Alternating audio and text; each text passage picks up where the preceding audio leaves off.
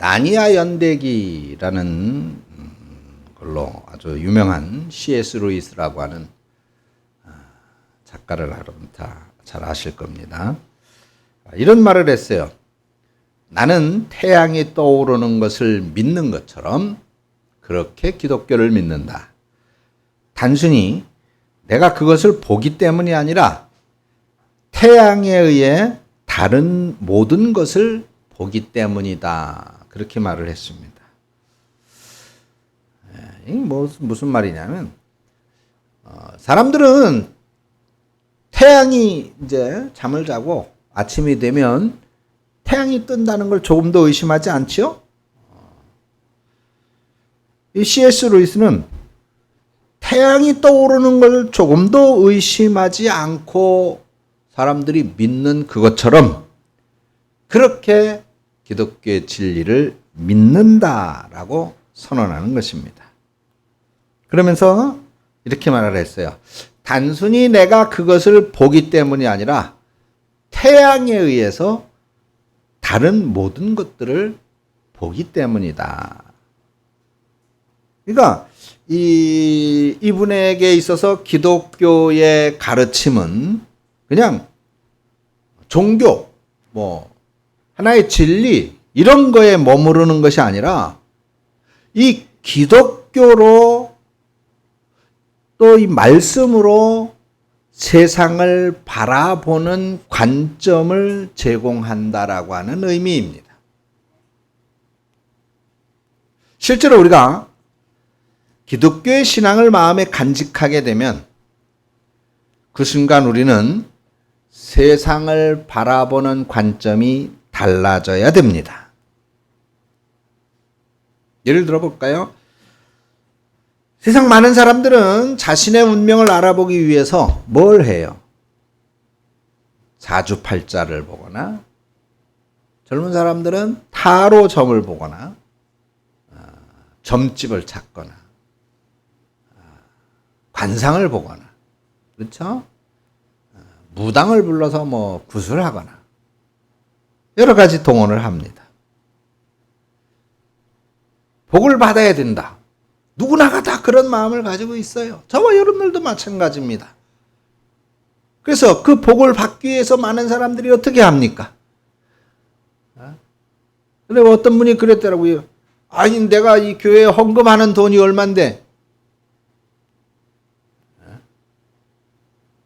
점심에 반찬이 이게 뭐야? 그랬다며?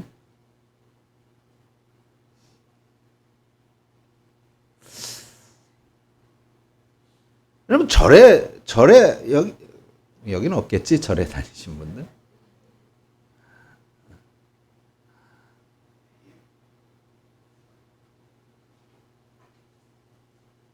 그래요. 복을 받아야 됩니다. 근데 복을 받기 위해서 참 우상에게 예물을 드리고, 많은 헌금을 하고 정성을 드리기도 하죠. 근데 성경은 이 세상을 창조하시고 지금도 다스리시고 마지막 날에 심판하시는 분이 누구냐? 그분이 바로 하나님 한 분이라고 말씀하고 있습니다. 우리 인간의 생사화복이라고 하는 것은 전적으로 하나님의 결정과 하나님의 뜻 안에 달려있다. 이게 기독교의 가르침입니다. 그러니까 우상을 숭배하거나 사주팔자 점을 보거나 이런 것들을 점치면서 부적을 가지고 다니던 그런 사람이 있다면, 그런 사람들이 예수를 믿어서 이 말씀의 진리를 받아들이게 되면 그들은 모든 우상 숭배의 관습으로부터 벗어나게 되고 자유를 얻게 되는 것이다 라고 하는 겁니다. 어떻게 해서 그렇게 되느냐? 바로 이 기독교의 진리로, 말씀의 진리로 세상을 바라보는 관점이, 그러니까 이 생각이 달라지기 때문이라고 하는 것입니다. 또 하나 예를 들어 볼까요? 오늘날 많은 사람들이 더 많은 권세를 성취하고 더 많은 재물을 성취하고 세상에 더 큰 성공을 성취하기 위해서 밤낮 없이 달려갑니다. 그리고 더 많은 것들을 쟁취해서 그것을 소유할 수만 있다면 그러면 이웃도 친구도 없습니다. 내 곁에 있는 사람을 어떻게든 이용하고 어떻게든 부리고 어떻게든 속이고 때로는 짓밟는 짓을 서슴지 않지요. 의리가 어디 있습니까? 이런 사람에게는. 그런데 여러분, 성경은 우리 그리스도인들이 어떻게 살아야 되느냐? 어떻게 살라고 가르치고 있습니까? 위로는 하나님을 찬양해야 된다. 하나님께 영광 돌려야 된다. 그렇죠? 믿습니까? 그게 기독교의 가르침인 거예요. 성경의 가르침. 그러면 네 이웃들은 어떻게 하라고 그랬습니까? 네 이웃은 원망해라, 저주해라, 부려먹어라 그랬습니까? 지적질하라고 그랬어요? 성경에서 말하는 내가 매일매일 설교에서 여러분들에게 말해주는 이웃에 대한 우리의 관점, 우리의 생각은 어때야 된다고 그랬습니까? 몰라요? 매일매일 다 잊어버립니까?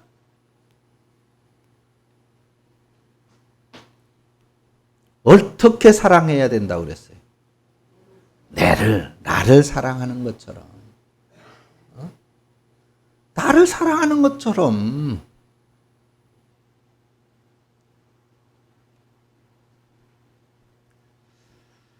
물론 그게 쉽지는 않아요. 더 나아가서 여러분, 나를 사랑하는 것보다 더 이웃을 사랑해야 돼요. 나를 사랑하는 것보다 더 내 옆에 사람을 사랑해야 돼. 그게 바로 섬김이라는 거예요. 그냥 나를 사랑하는 많지만 사랑하면 그냥 그를 이뻐해 주는 거죠. 그런데 주님은 우리에게 섬기라고 했거든요. 섬기라. 섬기라고 하는 것은 오히려 나를 그 사람보다 낮추는 거예요. 그래야 할 수 있어요. 내 옆에 사람을, 내 이웃을 나보다 낮게 여겨야 할 수 있어요. 그래야 섬길 수 있는 겁니다. 나보다 그를 더 사랑하는 거죠. 나만큼이 아니라.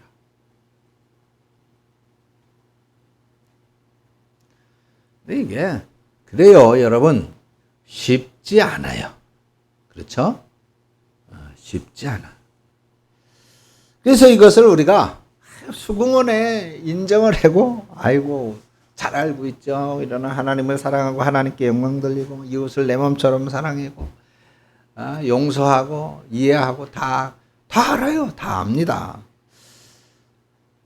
근데 이것을 사실 마음으로부터 정말 받아들이고 정말 그렇게 살아야지. 그런 생각을 가져야지. 이렇게 바꾸어지기가 사실 쉽지가 않습니다. 네, 정말로 우리가 이런 말씀의 진리로 세상을 바라보며 생각이 바뀌기 시작하면 달라지게 돼 있어요. 자신이 대단한 사람이나 되는 것처럼 그렇게 다른 사람들 위에 군림하고 다른 사람을 이용하던 사람이 이렇게 생각이 바뀌면, 기독교인의 생각으로 바뀌면 배려하고 사랑하고 섬기는 사람으로 변하게 되는 거예요. 바로 이게 기독교의 진리가 한 사람이 이 세상을 바라보는 관점을 바꾸어서 결국 그 사람의 행동과 그 사람의 삶을 변화시키는 역사인 것입니다. 여러분, 우리가 정말 그리스도인이라면 이렇게 조금씩 조금씩 바뀌어져 가야 될 줄로 믿습니다. 매일매일 조금이나마, 조금이나마 우리 삶의 현장 속에서, 생활 속에서, 만남 속에서 조금씩 말씀의 영향을 좀 받아보자고요. 말씀의 영향을.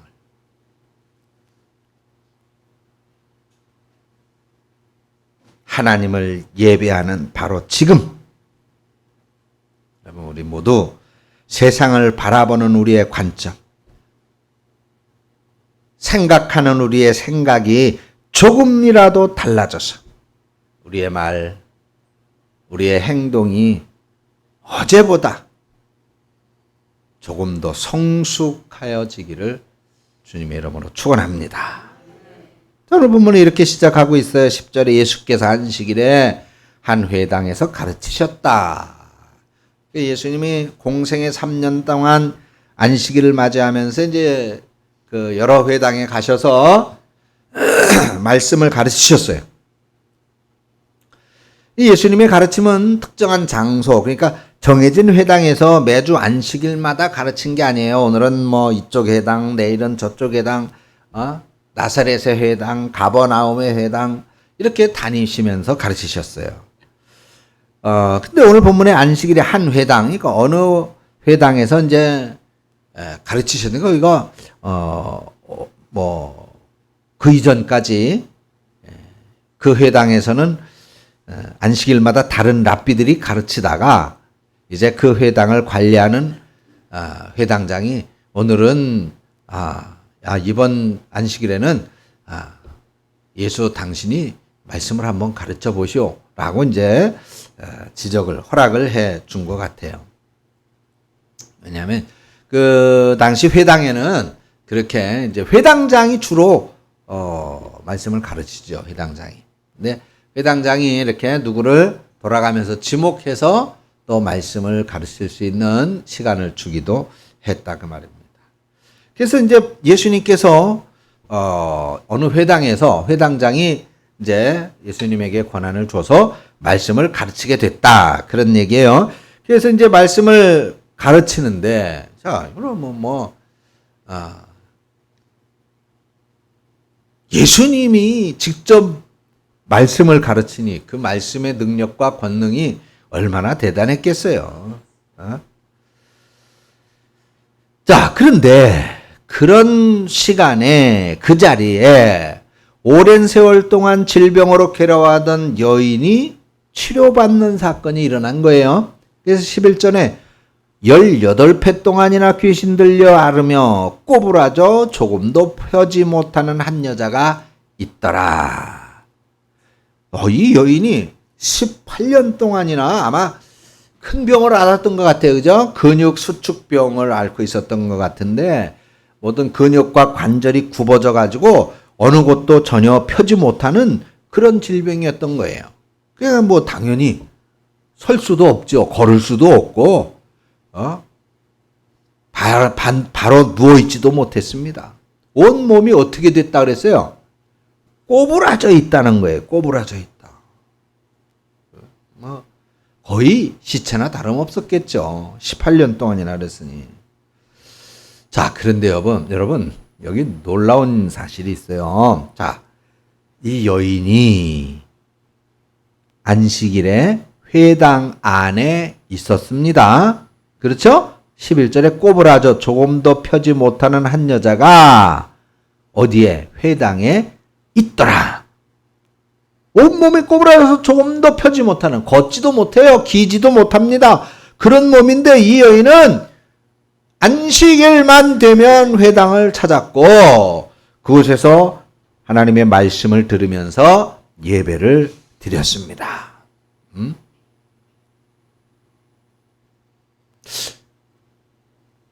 대단한 믿음이죠. 대단한 믿음. 우리는 뭐 조금만 아파도 우선 첫 번째 내가 몸이 아플 때 내가 제일 첫 번째 해야 될 버킷리스트 1번 교회 안 가기. 그거잖아요. 뭐든 핑계만 생기면 목사님 나 오늘 교회 못 가요. 저 이번 주 교회 못 가요. 첫 번째야 첫 번째. 그죠? 그렇잖아 뭐 솔직히. 근데 이 여자는 18년 동안이나 꼬부라져 있어요. 몸이 움직이지 못해. 그런데 예배에 참석했어요. 그 믿음도 놀라워. 그죠? 놀라워. 어떻게 교회 얼마나 힘들겠어요. 누군가가 꼭 씻겨줘야 되고 입혀줘야 되고 데려다줘야 되고. 그것도 한두 번도 아니고. 자, 근데 더 놀라운 게 있어요. 여러분 여기 더 놀라운 건 뭐예요? 여기서 18년 동안 예배에 왔는데 더 놀라운 거는 고쳐지지 않았다는 거예요. 놀랍지 않습니까?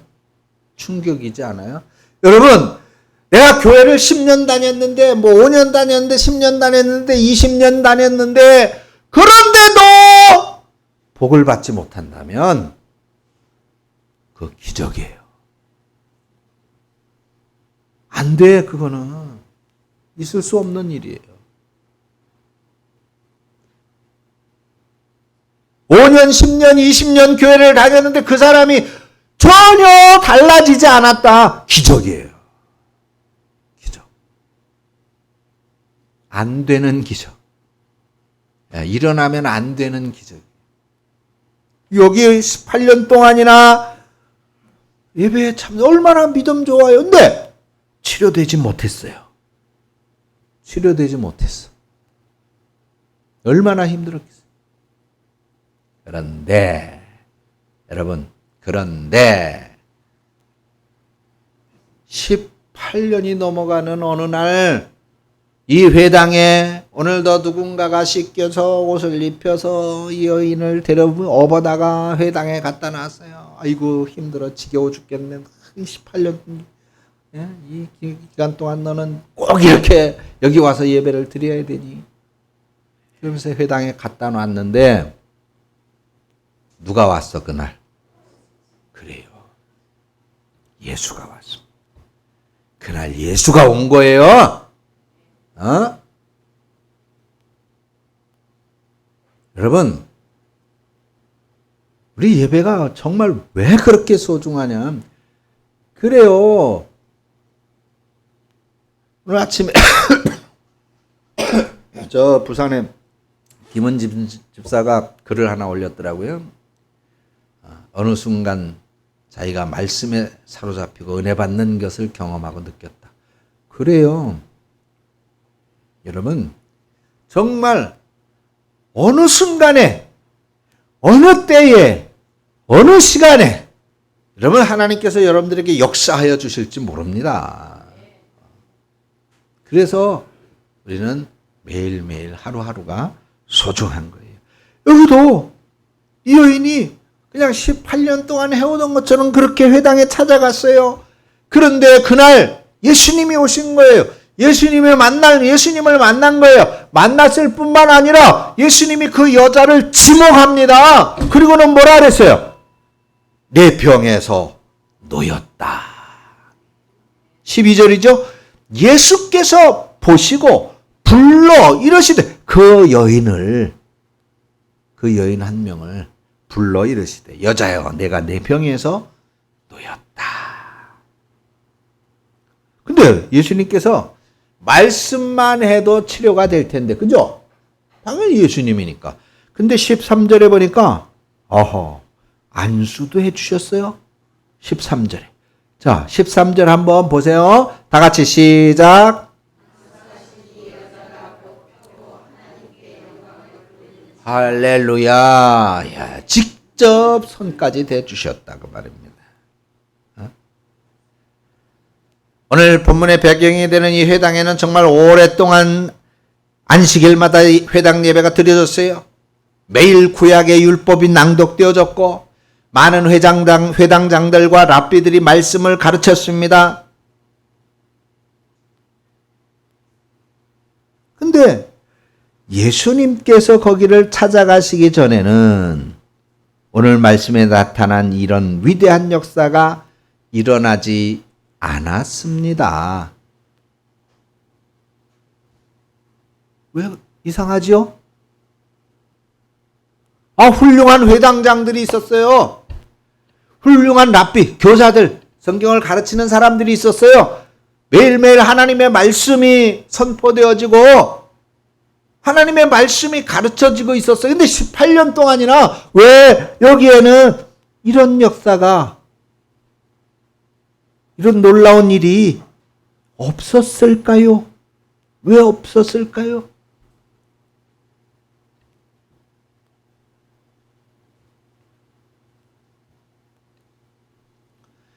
예수님이 오신 그날까지도 이 회당에는 달라진 것이 없습니다. 다 똑같아요. 근데 유일한 차이가 한 가지 있죠? 그날 예수님께서 거기에 가셨다는 겁니다. 자, 보세요. 이 한 가지가 달라지니까 회당의 예배가 달라졌습니다. 이 한 가지가 달라지니까 그 회당에 18년 동안이나 참석했었던 이 여인이 비로소 평생의 소원, 자기가 치료받는 소원을 이룰 수 있었습니다. 사랑하는 성도 여러분, 지금 우리 예배 가운데 예수 그리스도께서 성령으로 와 계신 줄로 믿습니다. 여러분들의 마음이 준비만 되어져 있으면 이 18년 동안이나 매일매일 사모하면서 그 성당 앞에 엎드려 있었던 이 여인처럼 그렇게 준비만 되어져 있으면 오늘 지금 이 순간에도 여러분들의 삶 속에는 기적이 일어날 것입니다. 그러나 여러분, 이 더위에 에어컨이 아무리 시원하게 불어도 겨울에 난방이 훌륭하게 되어져 있는 훌륭한 예배당이라 하더라도 모든 시설이 다 완벽하게 되어져 있고 모든 준비가 다 되어져 있는 그런 부족함이 없는 교회일지라도 예수 그리스도가 계시지 않고 그저 변하지 않는 사람들만 앉아 있으면 그 안에는 아무런 역사가 일어나지 않습니다.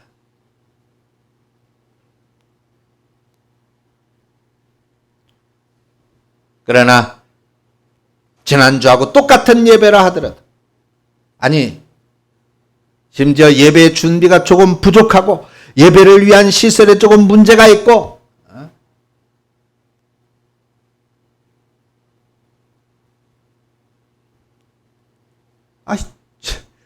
점심 때 반찬이 좀 입에 안 맞더라도 우리 주님 예수 그리스도께서 성령으로 임재하신다면 그때 우리는 이 예배를 통해서 하나님의 은혜를 충만히 누리는 것이고 우리 삶의 모든 문제가 하나님의 역사하심으로 인해서 축복의 역사로 바뀌어지는 줄로 믿으시기를 축원합니다. 그렇게 되어질 때 비로소 우리는 다른 사람을 섬길 줄 알고 사랑할 줄 아는 사람이 되고 우리의 인생은 하나님의 나라로 변화되어지는 거예요. 예수님이 말씀을 가르치니까 드디어 그 회당이 하나님의 역사가 충만하게 나타나는 하나님의 나라로 변했잖아요. 예수님이 말씀을 가르치고 병자를 치유하니까 18년 동안이나 온몸이 꼬부라져 있는 극심한 질병으로 괴로워하던 이 여인이 깨끗하게 나았단 말이에요. 그리고 뭐라 그랬어요? 하나님께 영광을 돌렸다. 하나님께 영광을 돌렸다. 제대로 된 믿음을 가진 여인이었던 거죠. 아까 말씀을 드렸잖아요. 준비된 여인이었던 거예요. 믿음으로. 그런데 여러분 보세요. 이런 은혜의 시간, 이런 은혜가 풍성하게 임하여진 이 기적의 시간, 이 놀라운 순간 이 여인은 하나님께 영광을 돌리는데, 그죠? 근데 이 현장을 아주 못마땅하게 여기는 한 사람이 등장을 하네요. 남 잘 되는 꼬라지를 못 보는 사람이. 누구야? 누가? 어? 여기 누가 남 잘 되는 꼬라지를 못 보는 사람이에요? 성경에 보니까. 어? 누구냐고? 어? 14절을 보세요. 회당장이야. 회당장. 여기가 보니까 회당장이 예수께서 안식일에 병 고치는 것을 분내었다. 화를 내. 화. 너 지금 무슨 짓을 하는 거야? 화를 내고 있는 거예요.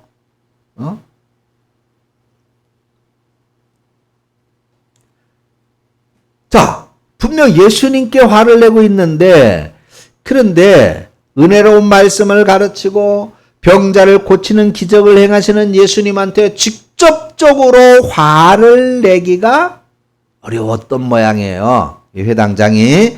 그래서 슬쩍 자기가 화를 내고 있는 이 꼬라지, 심통이 뒤틀린 꼬라지를 누구에게 화를 내고 있습니까? 슬쩍 비틀어 가지고 거기 회당에 모여서 참석하고 있는 무리들한테, 그 사람들한테 자신의 분노를 표출하고 있습니다. 그래서 14절에 회당장이 예수께서 안식일에 병 고치시는 것을 분내어 무리에게 이르되, 그죠? 무리에게, 무리가 뭐 거기 있는 사람들이잖아요. 야, 이놈들아!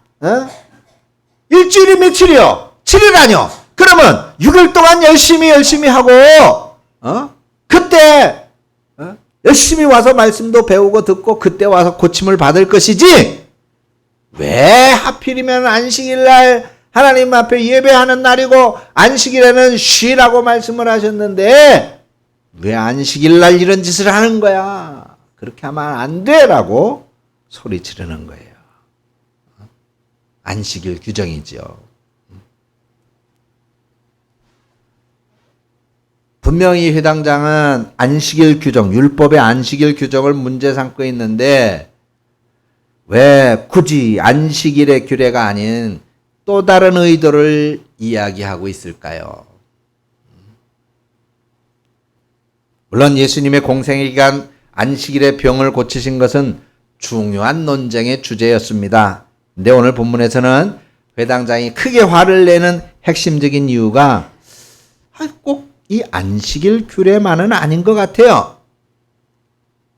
제가 곰곰이 생각을 해보니까 그 이유가 이 회당장의 발언에 대한 야, 너희들 안식일 규례도 몰라 이러면서 발언한 이 발언에 대한 예수님의 평가가 있거든요. 15절에 예수님께서 이렇게 말씀해요. 외식하는 자들아. 이 외식이라는 말은 뭐예요? 위선이라는 말이거든요. 위선. 겉으로는 그럴듯한 명분을 내세우지만은 속으로는 다른 마음을 품는 걸 말하는 거예요. 겉과 속이 다른 사람.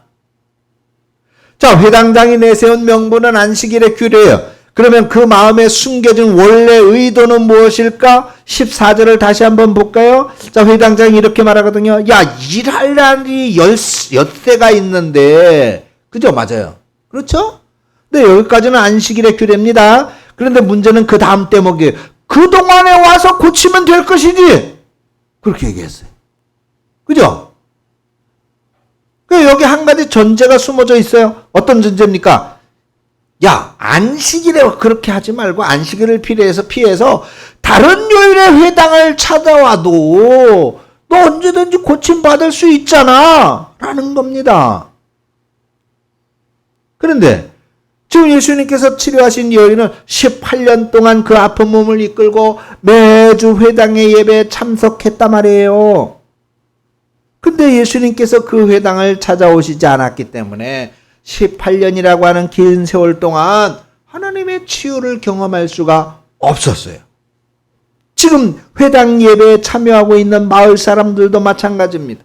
그들은 매주 회당 예배에 참여하면서 그 회당장이나 또는 여러 랍비들한테 하나님의 말씀을 들었잖아요. 근데 예수님이 회당을 방문하시는 그 시점까지 그들은 정말로 권위 있는 하나님의 말씀을 들을 수가 없었던 거예요. 근데 그 자리에서 유독 이 회당장만큼은 애써 이런 사실을 부정하려고 하는 것 같아요. 예수님께서 방문하지 않으셔도 사람들이 하나님의 은혜로운 말씀을 충분히 들을 수 있는 것처럼 예수님께서 방문하지 않아도 회당을 오기만 하면 언제라도 병자들이 고침받을 수 있는 것처럼 그렇게 애써 예수님의 존재와 예수님의 사역을 부정하고 있는 거예요. 부정하고 있는 거예요. 회당장은 왜 이렇게 이 예수님의 은혜로운 말씀 선포와 예수님의 이 치유의 역사를 부정하고 있을까요? 누가 봐도 회당에서 행한 예수님의 사역은 정말 은혜로운 하나님의 역사가 분명한데도 불구하고 아니 회당장이라는 사람이 왜 예수님의 사역을 애써 이렇게 거부하려는 것일까요? 아마 여러 가지 이유가 있겠지만 그래요. 제가 볼 때는 뒤에 장자가 붙었잖아요. 회당장. 회당장. 회당에서 모든 것을 결정하는 권한을 가진 사람이야. 그래서 그 회당에서는 하나님의 말씀에 대해서 가장 권위를 가지고 있던 사람이 바로 이 회당장이었던 거예요. 근데 어느 날 안식일에 예수님께서 그 회당을 찾아오신 거예요. 이제 이 회당장 관습을 쫓아서 그날 하루만 예수님에게 말씀을 전할 수 있는 권세를 줬습니다. 권한을, 기회를 줬습니다. 그런데 그 결과가 엄청난 결과가 나타났단 말이에요. 예수님 말씀을 전하시니까 그 어디에서도 들을 수 없었던 은혜로운 말씀, 능력 있는 말씀, 권위 있는 말씀이 선포가 되어졌고 18년 동안이나 그냥 꼬부라지였던 여인이 그냥 벌떡 일어서가지고 하나님께 영광을 돌리더라 그 말이에요. 그 당연히 사람들의 시선이 어디에게로 쏠리겠어요? 회당장, 아이고 높으신 분, 우리가 받들어야 되는 분, 그 회당장에게로 있었던 시선이 한순간에 어디로 쏠렸어? 예수님에게로 쏠린 거예요. 아니, 내가 이 회당의 회당장인데, 이 회당에서 내가 최고의 높은 사람인데, 그래서 이 회당에서는 내가 주인공이 되어야 되는데, 아니, 어디서 나그네, 듣도 보도 못했던 나그네 같은 사람이 와가지고, 놀라운 말씀을 전해주고, 놀라운 기적을 일으키고, 그러니까 사람들의 시선이 아니, 저분이 어떤 분이야? 아니, 저분이 어떻게, 우리 가운데 어떻게 저런 분이 계셨어? 그러면서 굉장히 놀라운, 그분이 예수님에 대해서 엄청난 관심과 궁금함을 가졌을 거 아니에요? 그렇게 사람들의 시선이 온통 예수님에게 쏠리니까 이 회당장은 그것을 거부하고 싶었던 것이겠지요. 여러분, 인간의 자기 중심성이라고 하는 본성이 얼마나 무서운지 아세요?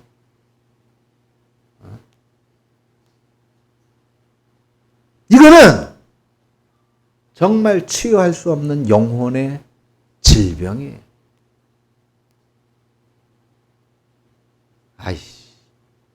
자기 중심성이 뭐야? 좀 쉬운 말로 하지.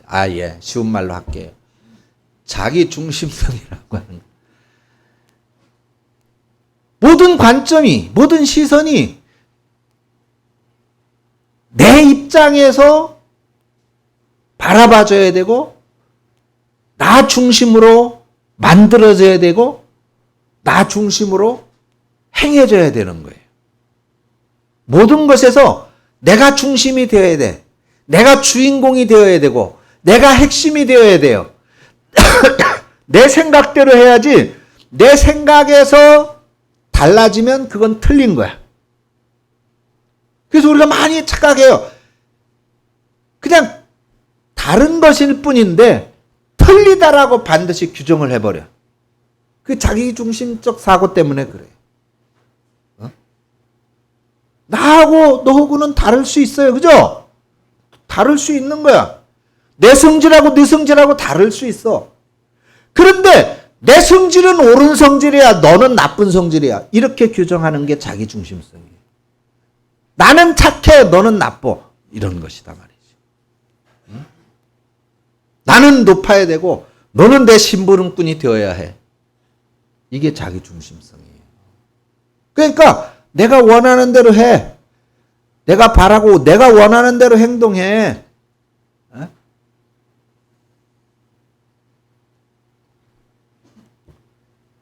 그래 결국은 이 회당장도 그런 자기중심성 사고에 의해서 내가 주인공이거든요. 내가 높임 받아야 돼요. 내가 이 사람들의 섬김을 받아야 돼.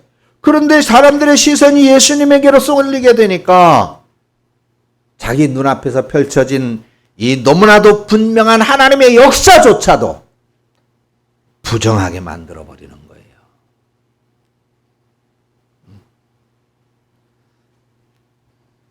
여러분 제발 기억하세요. 가슴에 새기세요. 나의 시선과 나의 관점이 철저하게 자기 중심으로 고착되어져 있으면 그래요. 설령 내 앞에서 예수님께서 하나님의 말씀을 가르치고 설령 내 앞에서 예수님께서 그렇게 치료하는 놀라운 역사를 일으킨다 하더라도 우리는 그런 사람은 그걸 외면하게 되어져 있어요. 교회 생각도 안 납니다.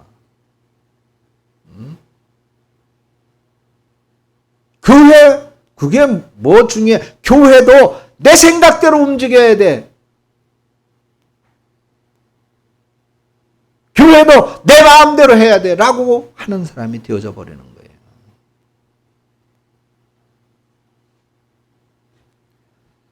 이렇게 회당장이 자기중심적인 관점에서 조금도 빠져나오지 못하고 마침내 예수님을 통한 하나님의 역사까지도 거부하고 있을 때 예수님은 그러면 안 돼. 자기중심의 관점, 자기 착각, 자아도취에서 나오라고 말씀을 합니다. 15절 주께서 대답하여 이르시되 외식하는 자들아 너희가 각각 안식일에 자기의 소나 나귀를 외양간에서 풀어내어 이끌고 가서 물을 먹이지 않느냐. 그렇습니다. 그들은 안식일의 규정을 이야기하면서도 자신들이 기르고 있는 가축에게는 안식일에도 물을 먹이고 안식일에도 풀을 뜯기고 있었던 것이죠.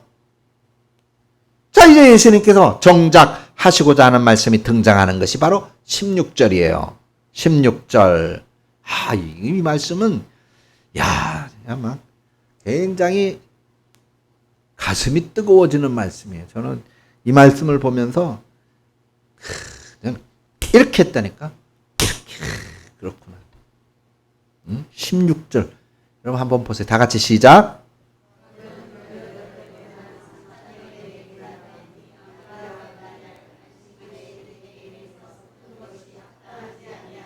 할렐루야. 여러분, 이거 참 기가 막힌 말씀.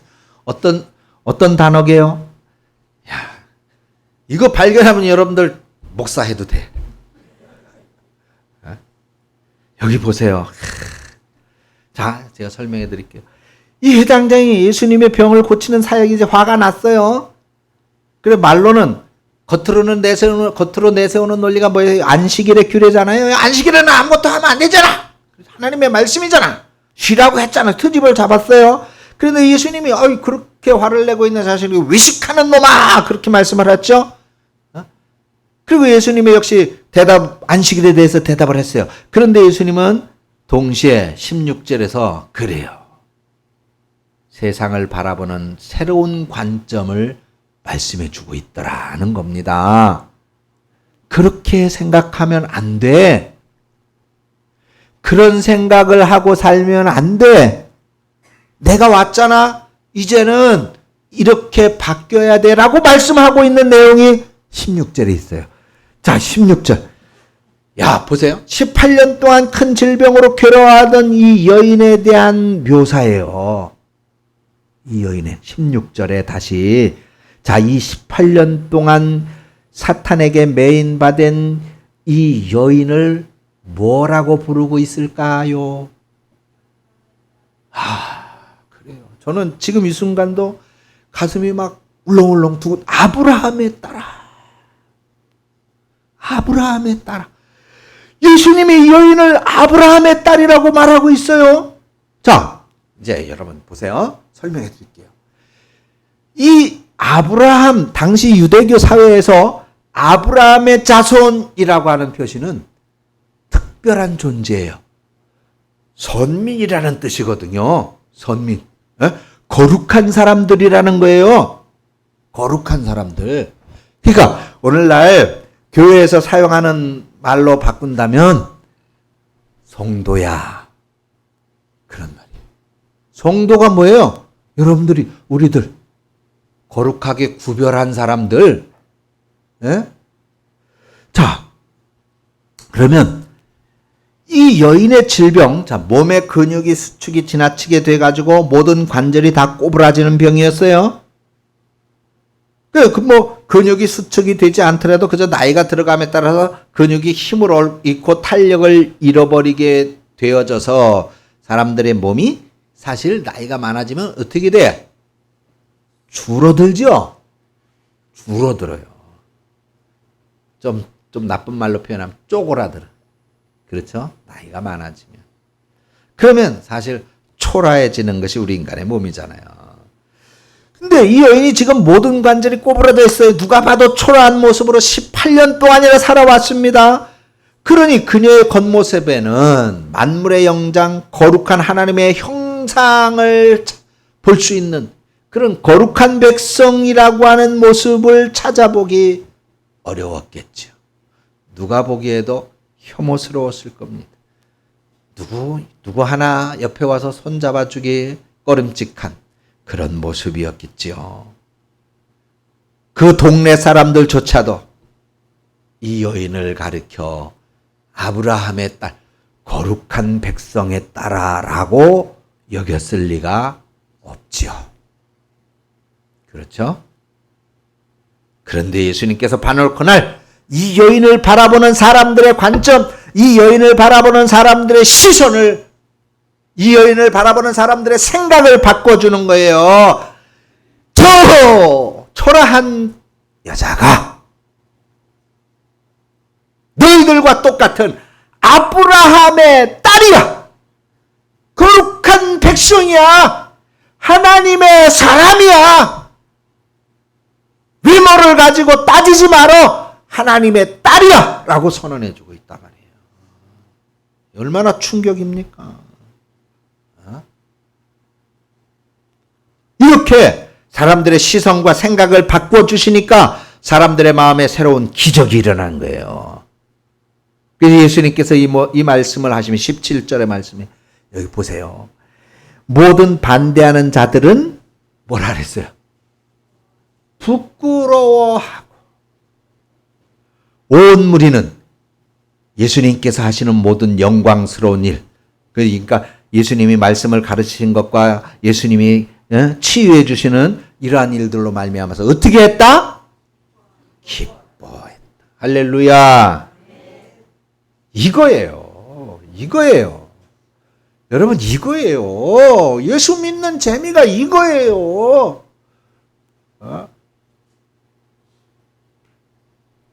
우리 예수님께서는 지금도 하나님 앞에 예배한다고 모여있는 우리들에게 말씀하고 똑같이 하고 있는 거예요. 너희들 뭐야? 너희들 그렇게밖에 생각 못해. 아직도 너희들 세상 사람이야? 시선을 좀 바꿔봐. 생각을 좀 바꿔봐. 관점을 좀 바꿔봐.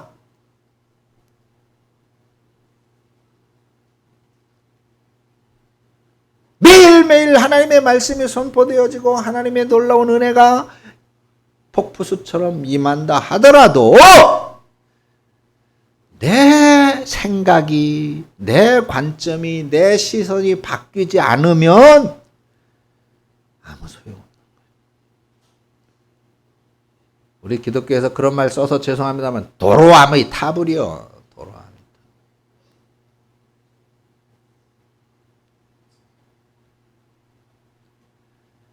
오늘 본문의 이 회당장이처럼